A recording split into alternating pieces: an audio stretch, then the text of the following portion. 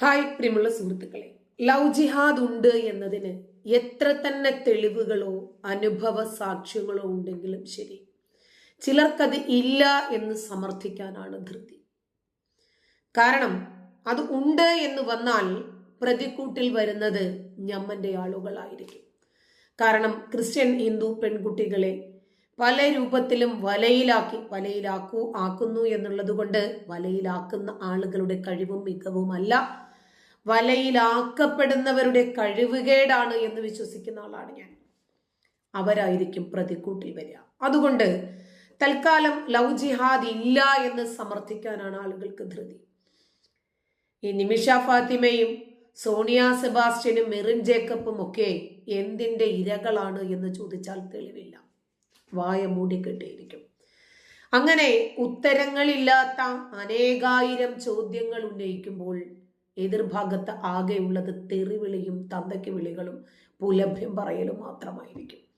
കാരണം മറുപടികളില്ല. കോടതി പറഞ്ഞു ലവ് ജിഹാദ് ഇല്ലെന്ന്, അവര് പറഞ്ഞു ലവ് ജിഹാദ് ഇല്ലെന്ന്, ഇവര് പറഞ്ഞു ലവ് ജിഹാദ് ഇല്ലെന്ന്. അപ്പോഴും നമ്മൾ ഈ ഒരുപാട് ആളുകളുടെ പേരുകൾ നിരത്തി ഇവരൊക്കെ ഈ രാജ്യത്തിന് എന്തെങ്കിലും പുരസ്കാരം വാങ്ങാൻ വേണ്ടിയാണോ അഫ്ഗാനിലേക്കും പാകിസ്ഥാനിലേക്കും ഒക്കെ പോയത് എന്ന ചോദ്യത്തിനൊന്നും മറുപടി തന്നാ മതി.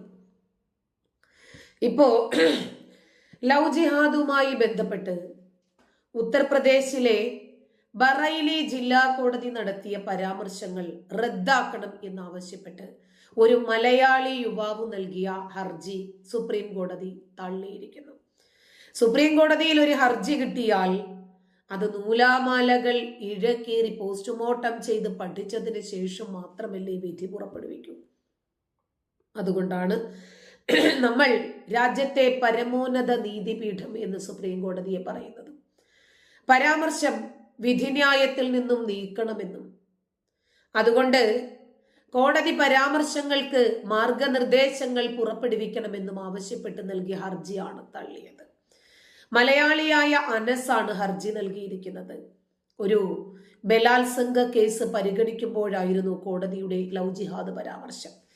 പ്രണയം നടിച്ച് ഹിന്ദു സ്ത്രീകളെ വിവാഹം ചെയ്ത് മതം മാറ്റുന്നതാണ് ലവ് ജിഹാദ് എന്ന് കോടതി പരാമർശിച്ചു. അതിനെ ചോദ്യം ചെയ്തുകൊണ്ടാണ് യുവാവിന്റെ അടുത്ത ഹർജി.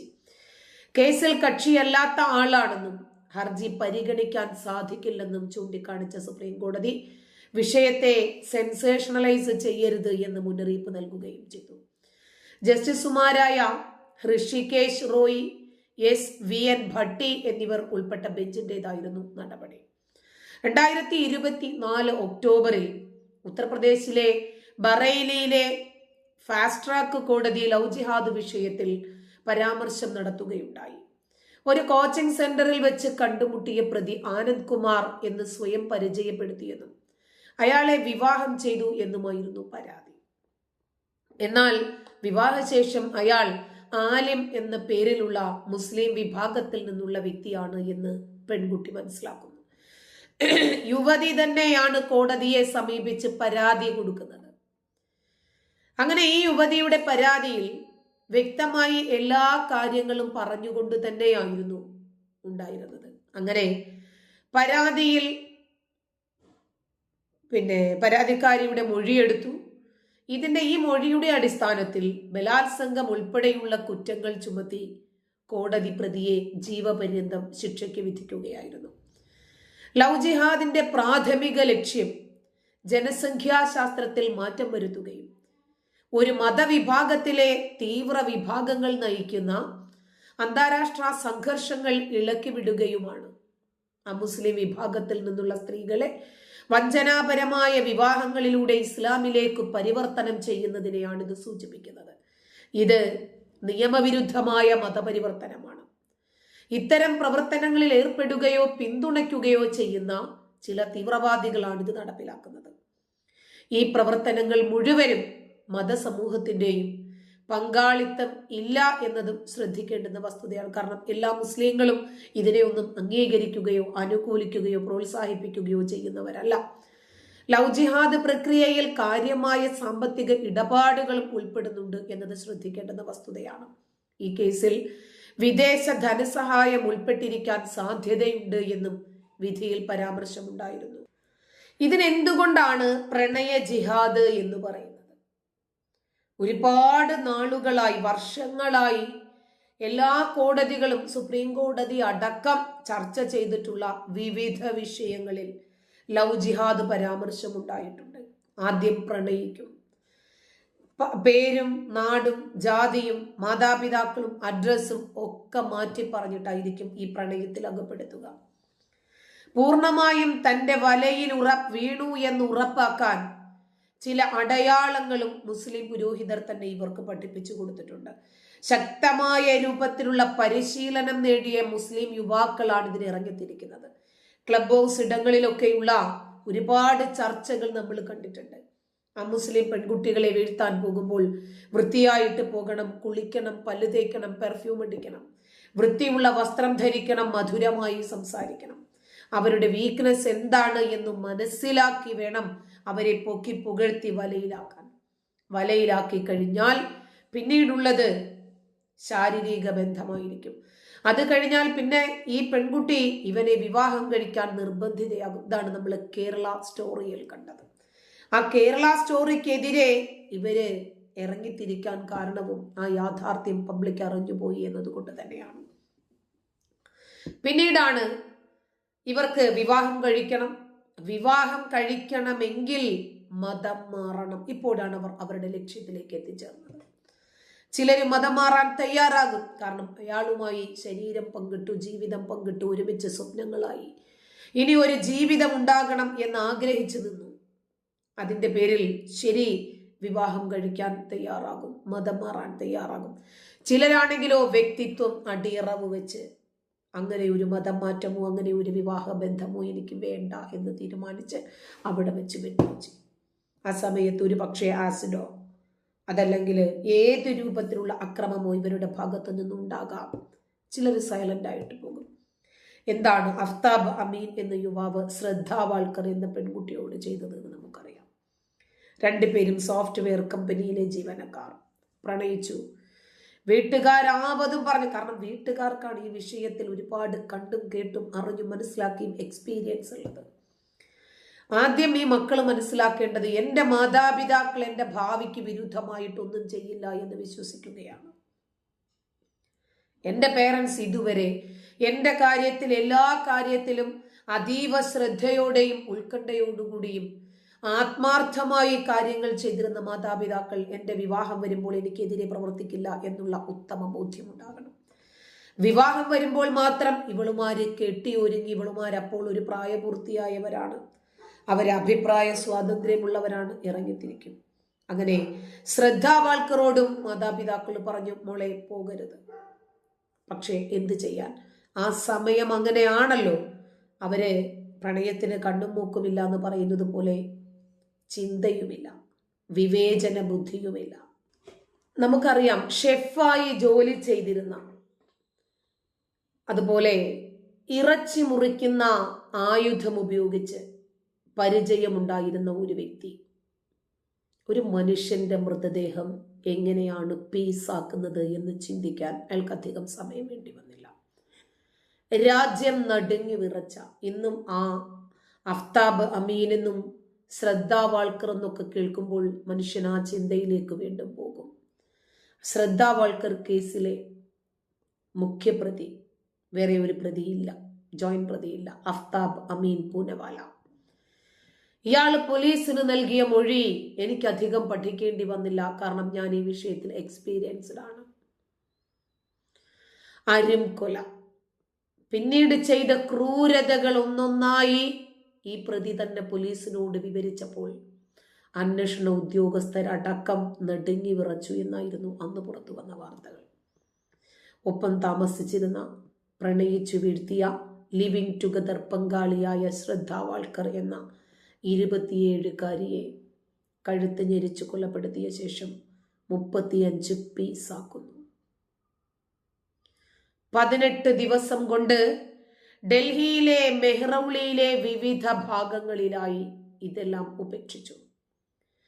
6 മാസമായി ചെവി അറിയാതെ ഈ കൊല സൂക്ഷിക്കാൻ അഫ്താബിന് സാധിച്ചു. പക്ഷേ അതാണ്, അങ്ങനെയാണല്ലോ. ഒരുപാട് കാലം അങ്ങനെ അങ്ങ് വിലസി നടക്കാൻ പറ്റില്ല.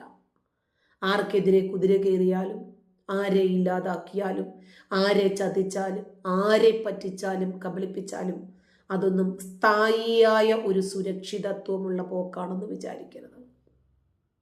വീട് വിട്ടിറങ്ങിയ മകളെക്കുറിച്ച് വിവരം ലഭിക്കുന്നില്ല. ശ്രദ്ധയുടെ അച്ഛനായ വികാസ് മദൻ വാൾക്കർ ഫേസ്ബുക്കിൽ മകള് പോസ്റ്റ് ഇടുന്നില്ല, ഫോട്ടോ പോസ്റ്റ് ചെയ്യുന്നില്ല, വാട്സാപ്പിൽ പ്രൊഫൈൽ പിക്ചർ മാറ്റുന്നില്ല. മാതാപിതാക്കളോടുള്ള പ്രതികാരം എന്ന നിലയ്ക്ക് താൻ സന്തോഷവതിയായിരിക്കുന്നു എന്ന് കാണിക്കാൻ ഇൻസ്റ്റഗ്രാമിലും മറ്റുമൊക്കെ ദിവസവും ഫോട്ടോസ് പോസ്റ്റ് ചെയ്തിട്ടായിരുന്നു മധുര പ്രതികാരം മകൾ ചെയ്തിരുന്നത്. മകളുടെ ചിത്രം മാറുന്നില്ല. മകളുടെ സൈറ്റ് എടുത്തു മാതാപിതാക്കൾ ദിനം പ്രതി നോക്കുന്നു, ഒരു മാറ്റവും ഉണ്ടാകുന്നില്ല. അങ്ങനെ അച്ഛൻ വികാസ് മദൻ വാൾക്കർ, അദ്ദേഹത്തിന് സംശയം തോന്നുന്നു.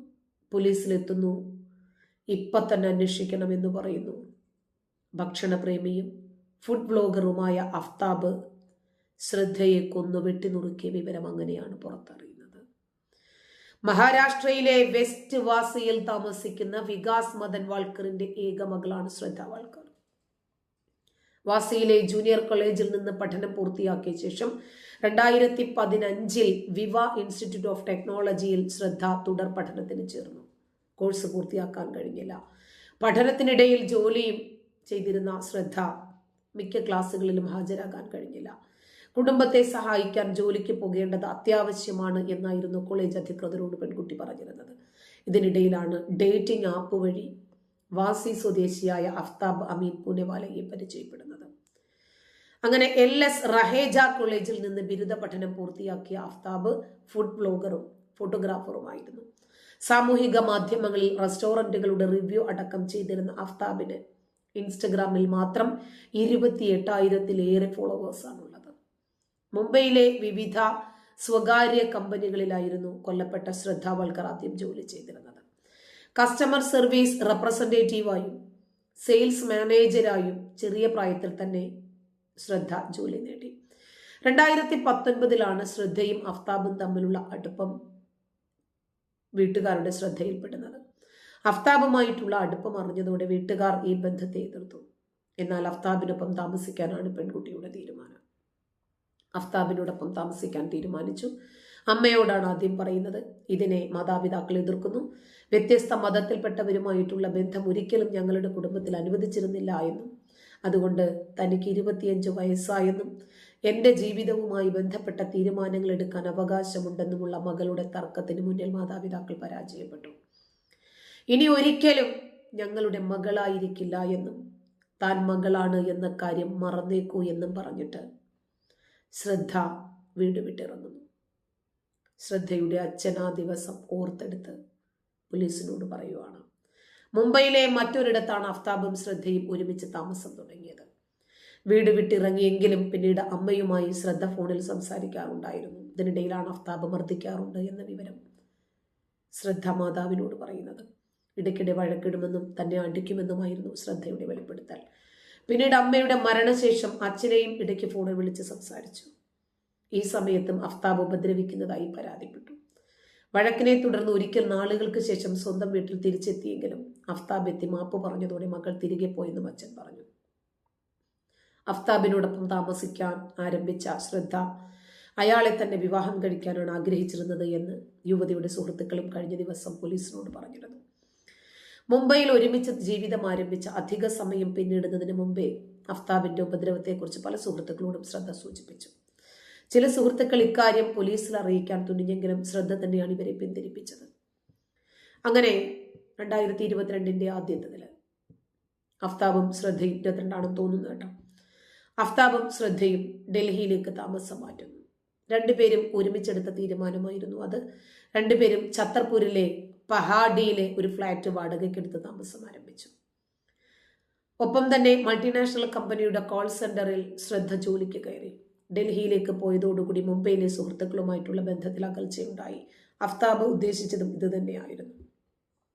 എന്നാലും ചില സുഹൃത്തുക്കളുമായി വാട്സാപ്പിലും ഇൻസ്റ്റയിലും ഒക്കെ ശ്രദ്ധ ബന്ധപ്പെട്ടു. അഫ്താബിനൊപ്പമുള്ള ജീവിതത്തിൽ താൻ നേരിടുന്ന ക്രൂരതകളിൽ പലതും ശ്രദ്ധ ഇതിനിടെ പങ്കുവച്ചിരുന്നതായിട്ടാണ് സുഹൃത്തുക്കളുടെ വെളിപ്പെടുത്തൽ. അഫ്താബുമായിട്ടുള്ള ബന്ധം അവസാനിപ്പിക്കാൻ ശ്രദ്ധ തീരുമാനമെടുത്തിരുന്നതായും അവർ സൂചിപ്പിച്ചു. ഇതിനു മുമ്പ് അവസാന ശ്രമം എന്ന നിലയിലാണ് അഫ്താബും ശ്രദ്ധയും ഒരുമിച്ച് ഹിമാചൽ പ്രദേശിലേക്ക് യാത്ര പോയത്. എന്നാൽ അവിടെ വെച്ചും അവർക്കിടയിൽ വഴക്കുണ്ടായെന്നും സുഹൃത്തുക്കൾ പറയുന്നു. വാട്സപ്പിലടക്കം സന്ദേശങ്ങൾക്ക് മറുപടി നൽകിയിരുന്ന ശ്രദ്ധ നാളുകളായി ഒരു സന്ദേശം പോലും അയക്കാതിരുന്നതാണ് സുഹൃത്തുക്കൾക്ക് സംശയമുണ്ടാക്കിയത്. ഓഗസ്റ്റ് മുതൽ ശ്രദ്ധയുടെ വാട്സാപ്പ് നമ്പറിൽ നിന്ന് സുഹൃത്തായ ലക്ഷ്മൺ നാദിറിന് മറുപടിയൊന്നും ലഭിക്കുന്നില്ല. മാത്രമല്ല, ഫോണിൽ വിളിച്ചപ്പോൾ സ്വിച്ച്ഡ് ഓഫ് ആണ് എന്ന് പറയുന്നു. ഇതോടെ മറ്റ് സുഹൃത്തുക്കൾ വഴി വിവരങ്ങൾ അറിയാനായിരുന്നു ലക്ഷ്മണിന്റെ ശ്രമം. എന്നാൽ ഇതും പരാജയപ്പെട്ടു. ഇതോടെയാണ് ശ്രദ്ധയുടെ സഹോദരനോട് ലക്ഷ്മൺ ഇക്കാര്യം പറയുന്നത്. മാസങ്ങളായി ശ്രദ്ധയെക്കുറിച്ച് വിവരമൊന്നുമില്ല എന്ന് സുഹൃത്തുക്കൾ സൂചിപ്പിച്ചതോടുകൂടി യുവതിയുടെ സാമൂഹിക മാധ്യമ അക്കൗണ്ടുകളാണ് കുടുംബം ആദ്യം പരിശോധിക്കുന്നത്. മെയ് മാസത്തിന് ശേഷം ഈ അക്കൗണ്ടുകളിലൊന്നും യാതൊരുവിധ അപ്ഡേറ്റുകളും കാണാതിരുന്നത് സംശയം വർദ്ധിപ്പിച്ചു. ഇതോടെ ശ്രദ്ധയെ കാണാനില്ല എന്ന് പറഞ്ഞ അച്ഛൻ മുംബൈ പോലീസിൽ പരാതി നൽകുകയായിരുന്നു. മുംബൈ പോലീസ് നടത്തിയ അന്വേഷണത്തിൽ യുവതിയുടെ മൊബൈൽ ഫോൺ ടവറിന്റെ ലൊക്കേഷൻ ഡൽഹിയിലാണ് എന്ന് കണ്ടെത്തുന്നു. തുടർന്ന് കേസ് ഡൽഹി പോലീസിന് കൈമാറി. ഇതിനിടയിൽ അഫ്താബുമായിട്ടുള്ള ബന്ധത്തെക്കുറിച്ചും മറ്റ് വിവരങ്ങളുമൊക്കെ പിതാവ് പോലീസിനോട് പറഞ്ഞു. ഡൽഹി പോലീസ് നടത്തിയ അന്വേഷണത്തിൽ ഛത്തർപൂരിലെ ഫ്ളാറ്റിലാണ് രണ്ടുപേരും താമസിച്ചിരുന്നത് എന്ന് കണ്ടെത്തുന്നു. അതിന് പിന്നാലെ അഫ്താബിനെ കസ്റ്റഡിയിലെടുത്ത് ചോദ്യം ചെയ്തതോടുകൂടിയാണ് മാസങ്ങൾക്ക് മുമ്പ് ശ്രദ്ധയെ കൊലപ്പെടുത്തിയെന്ന് നടക്കുന്ന വിവരം പുറം ലോകം അറിയുന്നത്. ലിവിംഗ് ടുഗദർ പങ്കാളിയായ ശ്രദ്ധ വിവാഹത്തിന് നിർബന്ധിച്ചതാണ് കൊലപാതകത്തിന് കാരണമെന്നാണ് പ്രതി അഫ്താബ് മൊഴി നൽകിയത്. വർഷങ്ങളായി അഫ്താബിനൊപ്പം താമസിക്കുന്ന ശ്രദ്ധയ്ക്ക് ഇയാളെ വിവാഹം കഴിച്ച് ജീവിതം തുടരണമെന്നായിരുന്നു ആഗ്രഹം. എന്നാൽ അഫ്താബ് ഇതിനെ എതിർത്തു. ഇതേ ചൊല്ലി രണ്ടുപേർക്കുമിടയിൽ വഴക്ക് പതിവായിരുന്നു. മെയ് 18-ാം തീയതിയും വിവാഹകാര്യത്തെ ചൊല്ലി ശ്രദ്ധയും അഫ്താബും തമ്മിൽ വഴക്കുണ്ടായി. ഇതിനിടയിൽ ശ്രദ്ധയെ കഴുത്ത് ഞെരിച്ച് കൊലപ്പെടുത്തിയെന്ന് പ്രതി പോലീസിനോട് പറഞ്ഞു. യുവതിയെ കൊലപ്പെടുത്തിയ ശേഷം 35 കഷ്ണങ്ങളാക്കി മൃതദേഹം പീസാക്കി. നേരത്തെ ഷെഫായി ജോലി ചെയ്തിരുന്നതുകൊണ്ട് ഇറച്ചി മുറിക്കുന്ന കത്തി ഉപയോഗിച്ചിട്ട് പ്രതിക്ക് എക്സ്പീരിയൻസ് ഉണ്ടായിരുന്നു. ഈ പരിചയം ഉപയോഗിച്ചിട്ടാണ് ഇങ്ങനെ ചെയ്തതെന്നും 300 ലിറ്ററിന്റെ ഫ്രിഡ്ജ് അത് സൂക്ഷിക്കുന്നതിന് വേണ്ടി വാങ്ങിയെന്നും അഫ്താബ് പറഞ്ഞു. കൊലയ്ക്ക് ശേഷം തറയിലെ രക്തം വൃത്തിയാക്കാനുള്ള മാർഗങ്ങളെക്കുറിച്ച് പ്രതി ഗൂഗിളിൽ തെരഞ്ഞതായിട്ടാണ് പോലീസ് പറയുന്നത്. ഗൂഗിളിൽ നിന്ന് ലഭിച്ച വിവരങ്ങൾ പ്രകാരം ചില രാസവസ്തുക്കൾ ഉപയോഗിച്ച് തറയൊക്കെ വൃത്തിയാക്കി. രക്തം പുരണ്ട വസ്ത്രങ്ങളും ഉപേക്ഷിച്ചു. ഇതിനുശേഷം മൃതദേഹം ശൗചാലയത്തിലേക്ക് മാറ്റി. ഇതിന് പിന്നാലെയാണ് സമീപത്തെ കടയിൽ നിന്ന് പുതിയ ഫ്രിഡ്ജ് വാങ്ങിയത്. ഫ്രിഡ്ജ് വീട്ടിലെത്തിച്ചതിന് പിന്നാലെ മൃതദേഹം 35 പീസാക്കി. ഇതൊക്കെ ഫ്രിഡ്ജിൽ സൂക്ഷിക്കുകയായിരുന്നു. മൃതദേഹം വെട്ടിനുറുക്കുന്നതിന് മുമ്പ് ഹ്യൂമൻ അനാട്ടമിയെ കുറിച്ചിട്ട് പ്രതി ഗൂഗിളിൽ തിരഞ്ഞിരുന്നതായും പോലീസ് പറഞ്ഞു. സീരിയൽ കില്ലറായ ഡെക്സ്റ്റർ മോർഗന്റെ കഥ പറഞ്ഞ അമേരിക്കൻ TV പരമ്പരയായ ഡെക്സ്റ്ററിയിൽ നിന്ന് പ്രതി പ്രചോദനം ഉൾക്കൊണ്ടതായിട്ടാണ് പോലീസ് നൽകുന്ന വിവരം. ഫോറൻസിക് വിദഗ്ധനായ ഡെക്സ്റ്റർ മോർഗൻ എന്ന വ്യക്തി രാത്രികാലങ്ങളിൽ സീരിയൽ കില്ലറായി മാറുന്ന US TV പരമ്പരയാണ് ഡെക്സ്റ്റർ. മൃതദേഹാവശിഷ്ടങ്ങൾ ഫ്രിഡ്ജിൽ സൂക്ഷിച്ചിരുന്ന സമയത്ത് ദുർഗന്ധം വമിക്കാതിരിക്കാൻ വേണ്ടി മുറിയിൽ ചന്ദനത്തിരികൾ കത്തിച്ചിരുന്നതായും പോലീസ് പറഞ്ഞു.